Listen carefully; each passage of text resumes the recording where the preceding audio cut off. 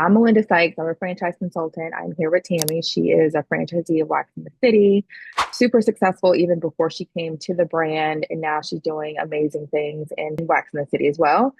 So, Tami, tell us a little bit about you, your background, and what you were up to before you got into franchising. Yeah. So thank you. So I come from corporate America. I was in consulting for the past 20 years, doing technology consulting, helping businesses to grow, as well as helping people as well. Okay. And tell us about studios you currently own in Wax in the City. Did you build from scratch? Did you acquire? What was that process? Yeah. So I came to Wax in the City, and my first studio, I built it 4 years ago. And that was a journey itself. However, as you know. Um, and so after building the first time, I knew that I wanted to acquire more studios. And so I did buy a second studio in the Houston area, and I will never build again. Okay, tell us about your experience between acquiring, like how easy it was and what time frame versus building your first one brand new. Yeah, I I actually am glad I went through the building process Mhm. because I mean there's knowledge in that, right? To know Totally. I will never build again. It was costly as well as just the process itself. I mean, it was good to see the end-to-end build out process and what it takes to actually get up and running and everything. But after then later seeing like, oh, for a fraction of the cost, I can just go and acquire Mhm. a, a business. That's definitely the route for me. Exactly. So one thing, but just with your career before, do you think any of your skills were transferable to the franchise? What part of your prior career do you think was most useful? Yeah, I think absolutely everything that I gained in consulting has helped me to be a successful and strong business owner. I Mhm. mean, from learning how to lead and manage people to learning sales, all of it was applicable. I think the things that were new is managing a different generation of Oh, people totally. in this industry. And so I think one of the biggest things that I see in the business that I'm in now is that people are your biggest stressors. People are the core of the business, but they're Mhm. also your biggest stressors. That's what keeps you up at night. Totally. And I would even, it's not even just employees, it's the clients.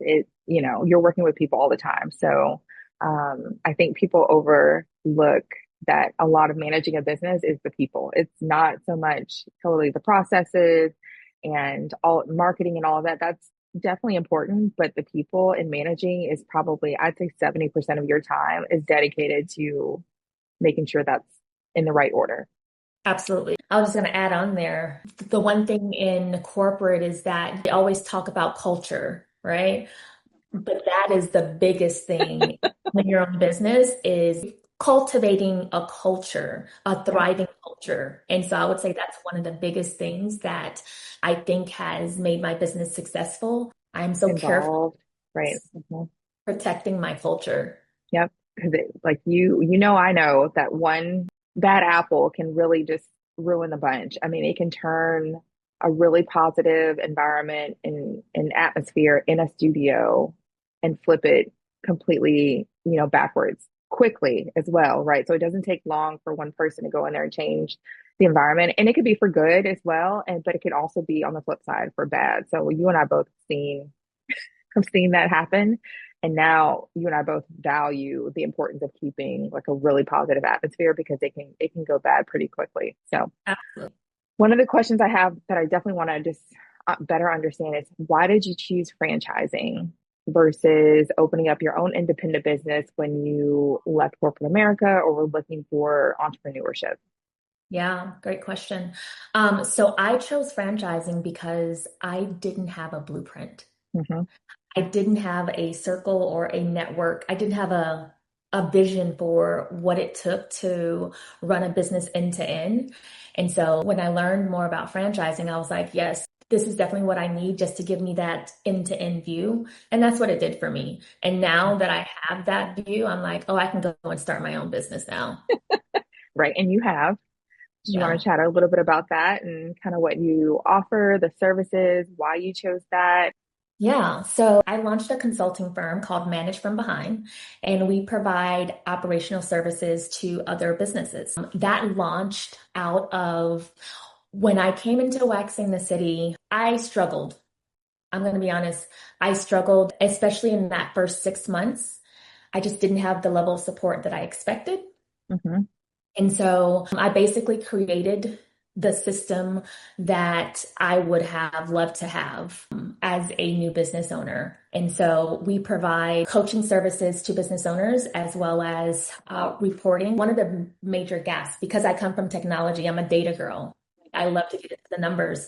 And so that was one of the constraints is that I wasn't able to build the reports that I needed to optimize my business. And so I was very frustrated with just having to export it to Excel. And so then I built systems around driving performance within my studios. And so that's been one of the big key drivers around driving accountability and performance within my employees and my teams. And that is applicable to any business, right? So you're able to customize those metrics, that dashboard, that software to any business. It doesn't have to be a waxing studio like you have.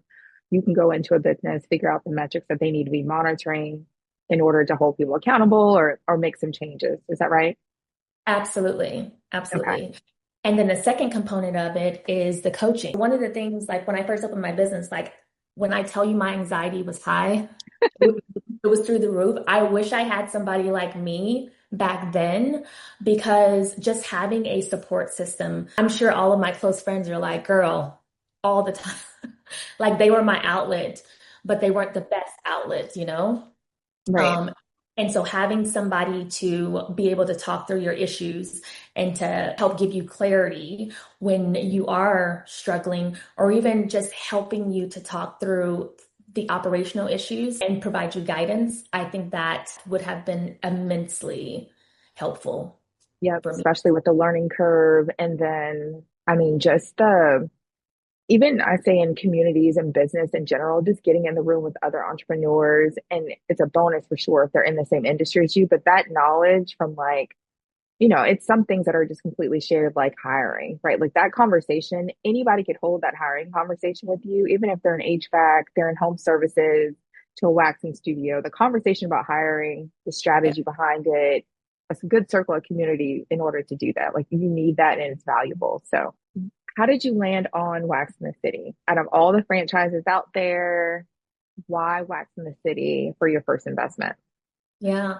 So when I initially started looking at franchising, I was actually going to go to the food industry. I had Okay. I had actually signed a contract with Firehouse Subs and Okay. they gave us a location, but we weren't happy with the location and all of that. So we backed out and graciously they gave us our money back. Okay. Um, That's good practice. I mean, and rare, right? Like, they typically don't do that or franchises don't, but okay, yeah, that's good business. Okay. very, very rare. And so when I started relooking at franchises, I knew that I wanted to go into the service industry just because the average ticket was a lot higher than in the food industry, just like the value and all of that. I'm not sure how I came across Wax in the City, actually. I think they marketed me more Okay, than they they were targeting you. Okay.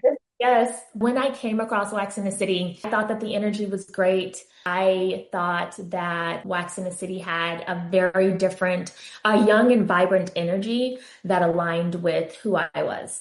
Yep. I think definitely I remember the time frame of you coming into the brand and it felt very much so like the leadership in that space at that time was very much so cutting edge. They were very ahead of the curve. They were really focused on clean beauty, wellness, which was really kind of hot. It probably still is, but they were very focused on, of course, updating technology and things like that. So I can definitely see how that was attractive at the time that you came in for sure. So did you visit the corporate office? Like what did the process look from initial sales call, probably from them, or you reaching out to signing the franchise agreement? Yeah. So when I engaged with Wax in the City, this was post-COVID in 2021. And so pretty much everything was still very much virtual at that time. Then they did have a presentation with their sales team and their marketing team and such. I just thought that it was well put together and they were able to show the vision for where they wanted to take Wax in the city. Yep. And I think that's what sold me. How much was your initial investment and what would be your feedback if people have cold feet about, seeing a large six-figure number, especially with the brick and mortar? Like, how much did you end up spending? And then also, you know, how can you help people get over that unease, especially coming from a corporate role where you're paid a steady paycheck and you're not having to spend six figures? What would be your feedback or experience on that? Yeah. So I invested over 500,000. Did you finance or did you out of your own funds? I was self-financed. Okay. Yes. And people always ask, do you recommend going that path? And I don't know. It made me to be more lean in how I Oh, ran my for business. sure. Hmm. I don't regret it from that aspect, but at the same time, it also made me more financially vulnerable because I put all of my money into that business, which I think probably also made me more successful because this had to go well. Oh, totally. You had a lot of skin in the game. I think on the flip side, I know you talk about the vulnerability, but on your side with spending your own cash, I think even on the flip side, if someone were to finance and do an SBA loan and borrow the 400, $500,000, they're still responsible for that. Do you know what I'm saying? So like, even if the business closed down, they're still on the hook for that $500,000. And, it kind of, I hate to say it's an anchor, but you could easily walk away from your business because it's, you don't owe anyone. So that's the beauty of not having any debt on the business is you're able to kind of walk away and not really feel tied down to the business should you not like it or not have enjoyed it. On the flip side, I think there's vulnerability even if you finance. And so there are options out there, of course, to finance. And if people choose that, and I love that you say you're just not kind of sure if either one was better or the other. I think it's still a risk and, of course, an educated risk and a responsibility either way, even if you finance it or you don't. So how did you get over writing a $500,000 check from your personal account? That's a lot of money, Tami. That is a lot of money. And fortunately, it wasn't just a $500,000 check all at once because I probably Sure. would have said no. Right. You knew signing that franchise agreement, ballpark of how much you'd be spending. How did you get over that from coming from a corporate role?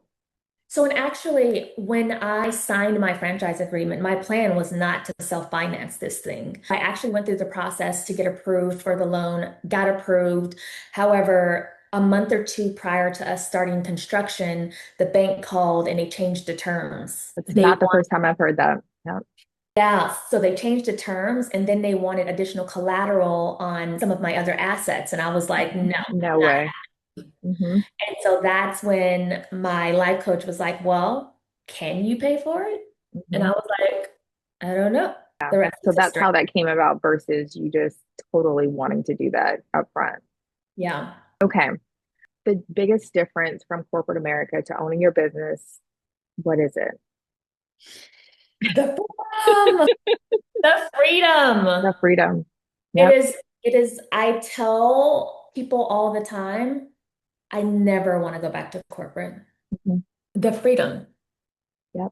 It's time freedom, it's financial freedom, it's flexibility, it's all of those things. It's not just people are like, oh, people make it seem if you're on Instagram or you're on TikTok and you're watching people show their lavish lives and all these things. For me, it was never about anything monetary or anything like that. It is the flexibility in choosing what my days look like Absolutely, 100%. Every morning that I wake up, I get to choose how I'm going to spend my time.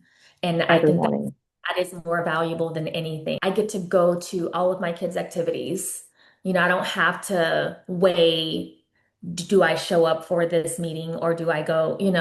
It's worth the risk that you took to jump in and do it. It's worth the financial investment. It's worth all of these things. It's just, I think a lot of people have to get over that initial 12 to 24 months. Like it's going to be hard work, right? Like I never sugarcoat how much hard work it takes to get to where you and I both are at now, right? Where it's the business runs itself and, we're definitely involved, but like we are planning our days depending on how we want them to look like, which is the goal in and of itself. But it's definitely hard work. What's your thoughts on finding the hard work and not painting a picture of it being, rose-colored glasses? Someone's looking at this, thinking about it, and a little bit concerned about how hard it's going to be. What's your thoughts?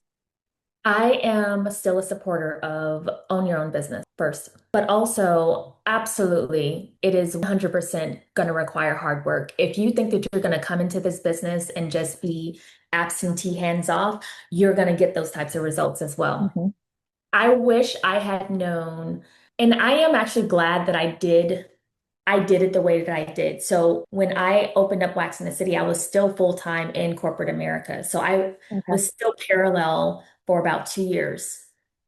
And that was stressful, by the way. Hmm. I am glad that I did it that way because it also gave me that safety net financially, especially with me self-funding this investment. Yeah, But hard work, absolutely. I think that I always knew coming in that I wanted to come into my business and understand it from the ground up. I hmm, wanted to know everything about my business so that later on I could enjoy the benefits of now being home and being able to own my own time. And that's exactly what I did. So I think if you are a new business owner, you should plan and expect to spend at least the first 2 years learning everything about your business and then step away. totally agree. Last question. If you could tell someone that is thinking about getting into franchising, wanting to experience what we're experiencing now, time freedom, flexibility of our time, and things like that, financial freedom, but they're concerned. They've got a family, they've got responsibilities. What would you tell them before investing in franchising, or why you should or you shouldn't? What would be your 2 cents into ownership? I am a big believer of following your dreams. If owning a business is a dream of yours, I say go for it. Hmm. But also the things that I would tell you is that if you have a family in place and you have concerns about that, just make sure that you have support in place. Like you and I both are single moms and we did this alone. I think that having a support system is the best thing that you could pray for. We had to make it work alone. I think also just also being really smart with your money, like having reserves. I would not suggest anyone to jump off the cliff and just, have no plan B or have no reserves or anything like that. No, savings and things to have a little bit of a runway.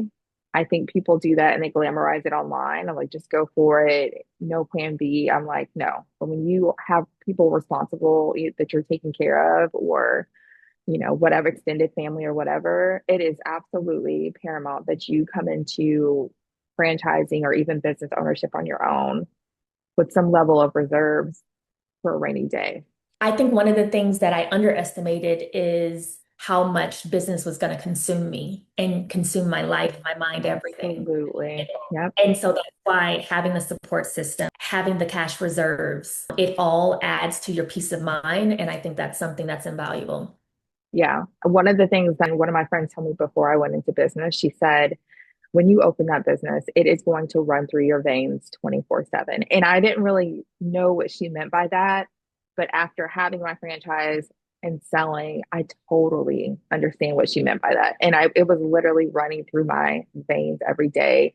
Whether I'm thinking about it or I'm not thinking about it, it's you. It's like it becomes a part of you, especially because you're responsible for people's livelihood. Like the way that they pay for their families and things like that is a bigger responsibility. That piece of, well, I don't know if it was a piece of advice, but it was like an FYI.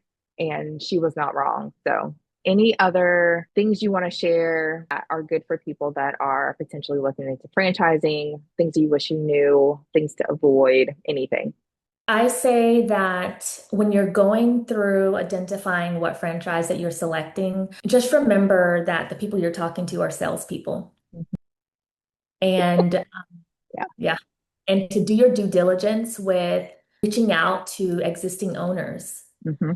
asking them the tough questions. There is nothing off limits. Ask them the tough questions. And I know a lot of times, like you don't know what to ask. I would say to ask them what type of support they're receiving from the franchisor. Are they happy with that level of support? What are the challenges that they have in their business? Profitability, how soon did you cash flow? Like, what's realistic versus what the FDD states, right? How are they getting customers? What does their marketing really look like?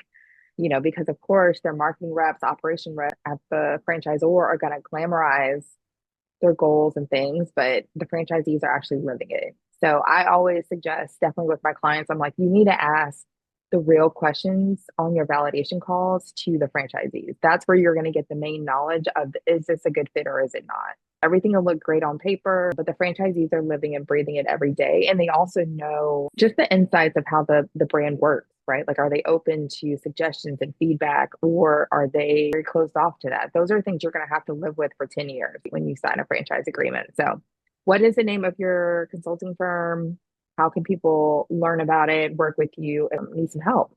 My consulting firm is called Manage from Behind, and we love to support and provide strategy and consulting to small business owners. And so, if you are looking to scale your business, grow your business, or looking for support to run your business, we are your people. One of the big challenges that I see in many businesses is that they struggle to find the right leadership. And so, we help with upskilling that manager and giving them the skills and the knowledge to be able to grow your business. Because Okay. oftentimes, when a manager comes on board, they're not trained. We just expect the manager to be able to perform, and who trained that manager? There's often skill gaps in there. And so that's where we come into place, and we can help to develop your manager into a thriving manager. So you can check us out at managefrombehind.com, as well as on social media at Manage From Behind. Perfect. Thank Okay. you.